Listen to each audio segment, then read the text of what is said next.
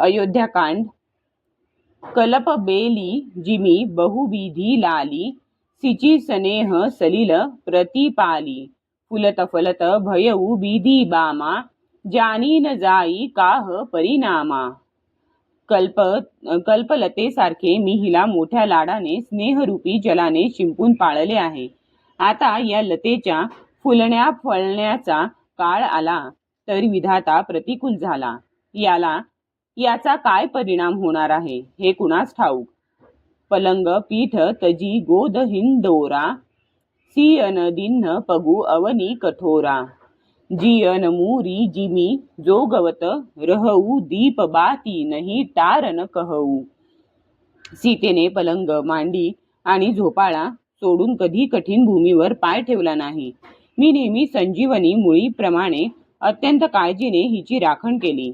मी हिला कधी दिव्याची वात विझवायला सुद्धा सांगत नसे.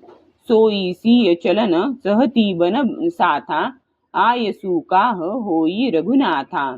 चंद किरण रस रसिक चकोरी, रबी रुख नयन सकई किमी जोरी. तीच सीता आता तुझ्या बरोबर वनात जाऊ पाहते. हे रघुनाथा, तिला काय आज्ञा आहे? चंद्रम्याच्या किरणांतील अमृत इच्छिणारी चकोरी सूर्याकडे कसे पाहू शकेल? करी केहरी निसीचर चरही, दुष्ट जंतू बनभूरी. विषबाटिका की सोह सूत सुभग सजीवनी मुरी. हत्ती सिंह राक्षस इत्यादी अनेक दुष्ट जीव जंतू वनात वावरत असतात. बाळा, त्या विषाच्या वाटिकेमध्ये संजीवनीची मुळी कशी शोभून दिसेल. बनही तकोल किरात किशोरी, रची बिरंची विषय सुख भोरी. पहान कृमी जिमी कठीण सुभाऊ, तिन्नही कलेसु न कान न काऊ. वनामध्ये ब्रह्मदेवाने विषय सुखाशी अपरिचित असणाऱ्या कोल व भिल्ल यांच्या मुली निर्माण केल्या आहेत. त्यांचा स्वभाव पाषाण किड्याप्रमाणे कठोर असतो. त्यांना वनात कधी त्रास वाटत नाही. कैताप सती कानन जोगू, जिन्न तप हे तू तजा सब भोगू. सिय बन बसीही तातकेही भाती, चित्रलिखित कपी देखी डेराती. किंवा तपस्व्यांच्या स्त्रिया वनात राहण्यास योग्य आहेत. त्यांनी तपस्येसाठी सर्व भोग सोडून दिलेले असतात. हे पुत्रा, जी चित्रातील माकड पाहून घाबरते, ती सीता वनात कशी राहू शकेल?